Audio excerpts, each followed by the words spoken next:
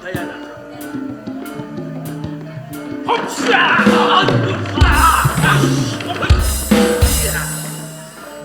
Sing hati-hati Kakang Madutan.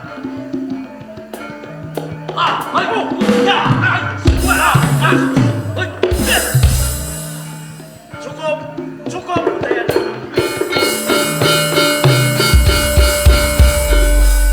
Aku percaya yen ngenani olah kridaning bela diri Udayana Wasis lan Trengginas. Kakang Madutan.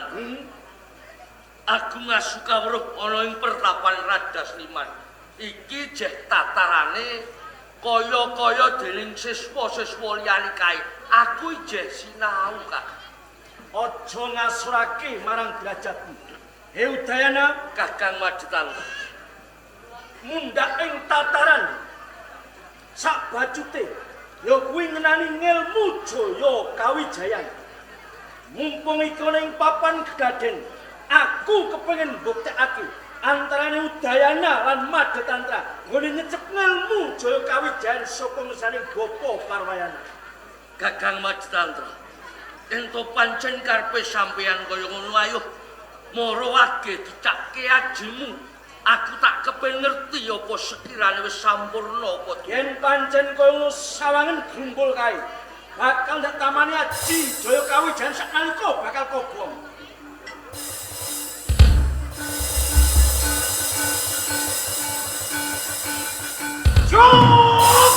Yes!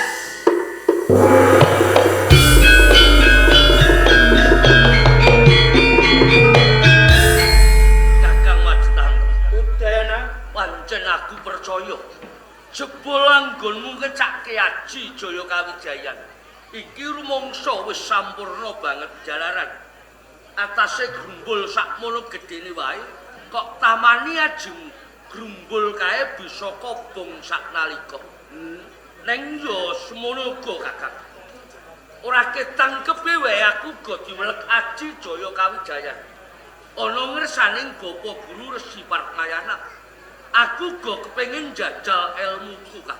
yen pancen kaya ngono, coba enggal buktekke Udayana. Sawang wit kang gedhe kae. Lamun wit kae tak tamani ajiku Janabya.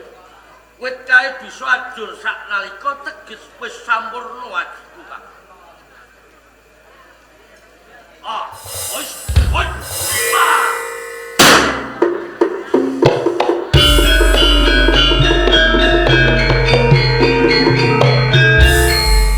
Udayana, Kakang Madutan.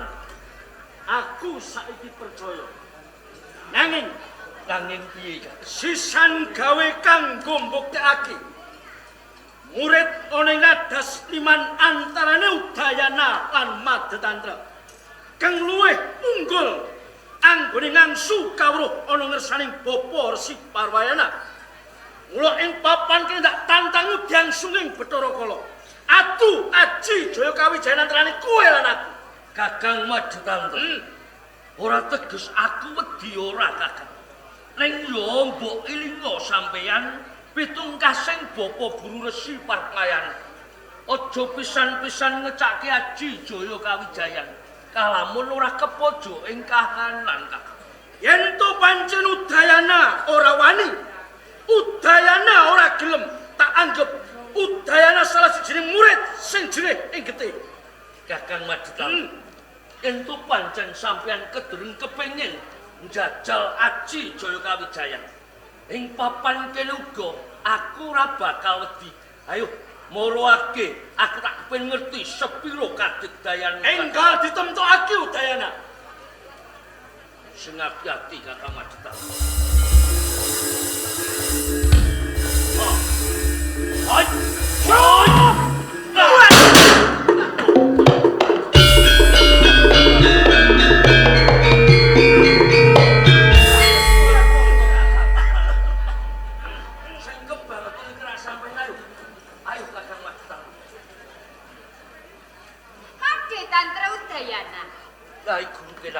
Lagi padha ngopo Cah Bagus? Katemben kula glajen kalian Kakang Madutantra. Gladen. Kados ngaten inggih. Udayana, Paring dawuh. wigati kanggo sliramu. Gladi murid ngisor wit kang gedhe kae. Oh ngaten. Pangestunipun.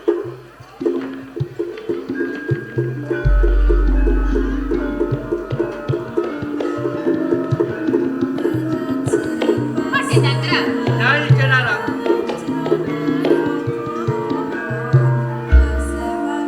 gumun setahun jebul serendeng. Rasane atiku kaget banget. Bareng ngerti ing antarane kowe lan Udayana. Padha-padha adu-aji lho kok kowe sing kalah Mas Chandra. Panjenipun kula piyambak ugi gumun.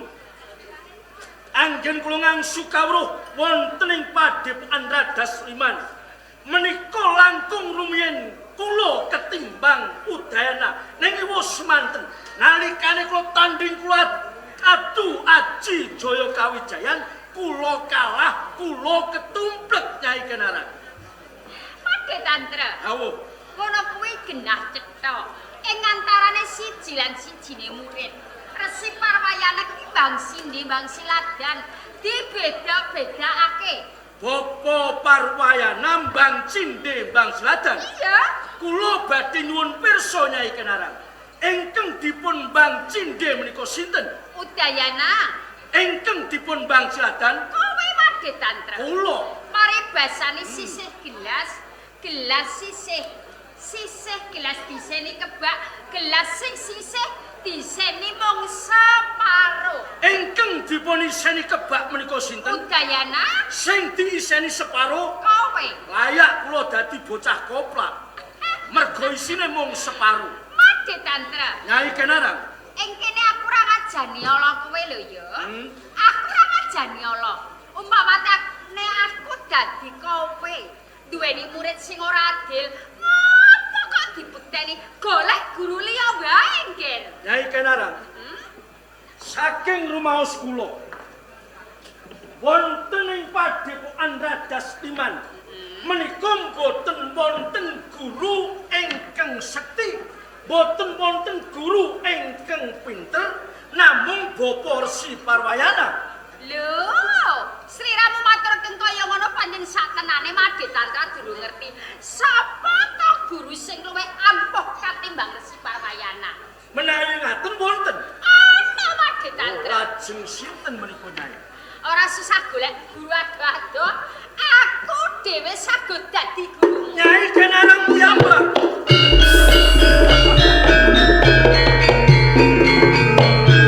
Apa kok diguyu Made Tantra? Nyai Kenarang. Nuwun sewu. Nyai Kenarang menika pawakan wadon. Iya. Wonten tetembungan wong wadon menika ringkih. Lho Nyai Kenarang kok kepengin dados gurune kula. Napa ing mangkenipun Nyai Kenarang menika saged kula mentah melek ngelmu Jaya Kawijayan dhateng kula Nyai. Made Tantra. Awuh. Kowe maturken kaya ngono bisa wae. Ora apa-apa, pancen satenane kowe durung ngerti sapa to Nyai Kenarang. Umpama to kowe ngerti sapa satenane aku lan kaluwihanku. Kadegdayanku, kowe bakal deku-deku kepengin dadi muridku. Menapa saestu menika Nyai? Tenan malah kuwi cah bagus. Malah ramong kuwi. Ing kene aku janji karo Made Tantra. Umpama ta Made Tantra kelakon dadi muridku, aku bakal ndadekake kowe wong sing jaduk tanpa tanding, wong sing peng-pengan sapa wae ora bakal bisa ngalahake. Malah ing kene aku bakal menehi kowe kadegdayan lan ilmu njaba uga ilmu sing jero lho nggih. Nyai Kenarang. Piye? Kok nembe menika kula pireng? Wonten ngilmu kok ngilmu njaba kalih ngilmu jero. Lah, ya iki. Lah werdine nek ngilmu njaba niku pripun? Durung ngerti. Dereng. Durung tanggap. Dereng tanggap.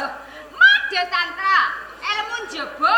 Aku bisa ndadekake kowe wong sing peng-pengan tanpa tanding. Ilmu jero, kowe bakal tak wenehi enak lan kepenak selawase bakal kok rasake. Ilmu njaba Nyai Kenarang badhe peparing.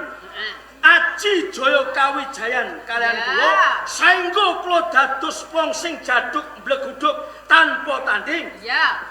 ilmu jero kula badhe panjenengan paringi enak lan kepenak. Bener. Lah niki kula sing dereng tanggap. Enak lan kepenak niki pripun? Nek kowe kepengin ngerti, nek kowe kepengin ngrasake, saiki kowe sago apa ora dadi muridku lho. Nggih ngaten. Nek pancen kados ngaten saestu napa ngendikane Nyai Kenarang kula Ya. sagu. Kula sagu. Sago. Sago. Ning ono syarate Cak Bagus. Syarate pripun? Syarate rasa mbayar larang ki ora. Boten bayar ngangge duit sing kathah. Ora? Bondo donya ingkang matumpo-tumpo boten. Dudu. Lajeng syarate ngangge napa? Syarate siji, kowe kudu ngeloni aku. Kula Cak kudu Bagus. ngeloni jenengan.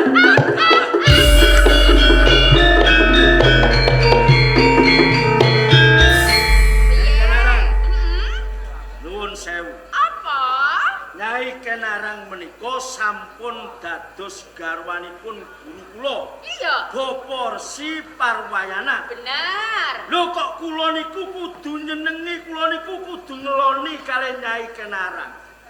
Ngeloni utawa nyenengi bojone liyane iki dosa napa mboten? Mati tantra. Awo. Kowe kan aja goblok ya, Ngger. Urip ning donya ki sing dibutuhake urip seneng, enak, kepenak. Lho, ngopo kok gagas dosa? Dosa ki nek konangan seneng bojone wong dikepruki lara. Ha nek ora konangan seneng bojone wong bala.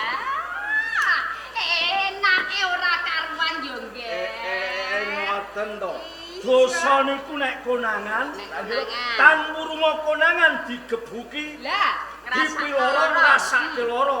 Nek ora konangan, enake ora karuan. Takok tunggale njaluk meneh lho. Coba nek Wis ngoten, to, nggih. kowe golek ning endi jagat ndi donya ndi ae guru sing kaya aku akeh golekane nggih. Lho guru kok omane ora karuan duwe napa nyanyo-nyanyo buanana kabeh. Lho nek ora guru aku ra ono yo, Nggih, Ger. nggih, Nyai Kenarang. Nek mboten kula purun, jalaran sepisan kula bakal dadi wong sing jaduk. Ya. Ping pindho kula badhe ngrasake enak lan kepenak. Najan to kula niki nyenengi kalih bojone gurune kula dhewe. Wis to, ora usah mbok pikir perkara kuwi. Aja wedi dosa, aja wedi mlebu neraka, Nger.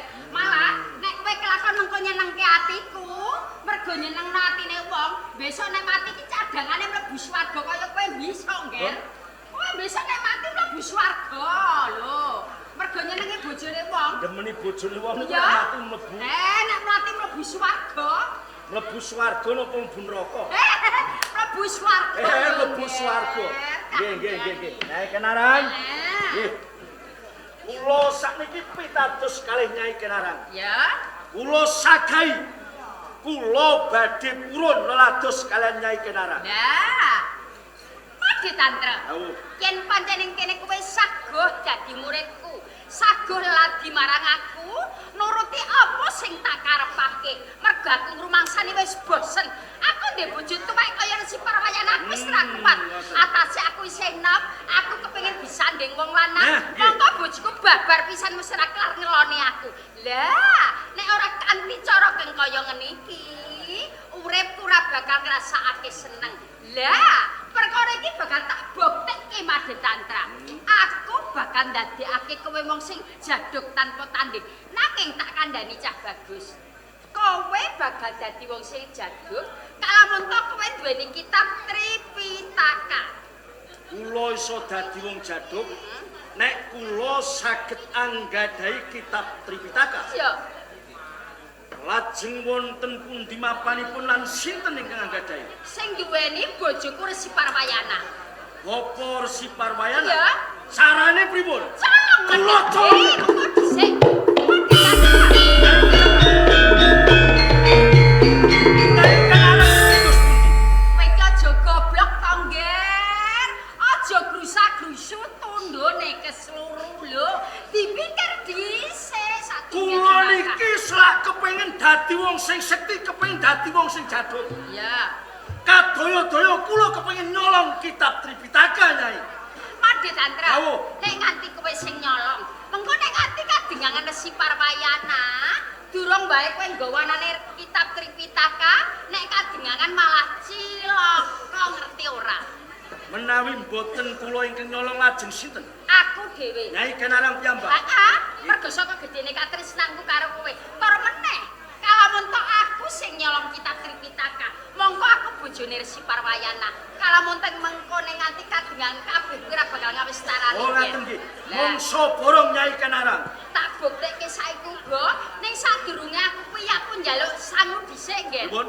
Aku njaluk sangu dhisik. Sampean iki selawase kula dadi murid wonten Radas Liman iki mboten taun duwe dhuwit. Lho kok Nyai Kenarang niku ajeng nyuwun sangu. Lah, dalah, lho sing njaluk sangu dhuwit ki sapa to Cah Bagus? Lho nek mboten njaluk sangu dhuwit lajeng sangu napa? Lah aku dhuwit ki kanggo apa? Aku ora njaluk sangu dhuwit, ben mantep lek nyolong anane kitab Tripitaka. Aku njaluk sangu diambung lho. Diambung? Iya. Jaluk sangu diambung. Mboten kula isin Nyai. Lah ora wong blas kok isin ki. Lho sampean iki pripun? Piye? Lah wong semono akeh kok mboten enten tiyang iki pripun? Sanggep penyakit beras kabeh Oh, ora ngoten. sadigat. Nggih. Wis to, Ngger, ora saisin.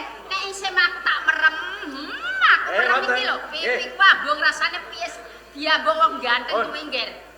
Lah, walah. Pripun, Nyai Kenarang? Rasane kok kering-kering iki mau apa Cah Niku Bagus?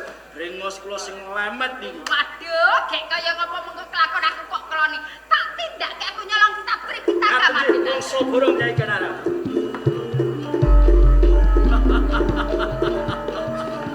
Iki yen to kelakon aku bisa nduweni kitab Tripitaka. Aku dadi wong jaduk bleguduk tanpa ana musuhe. Udayana ora bakal ana apa-apane kuwi musuh lawan aku.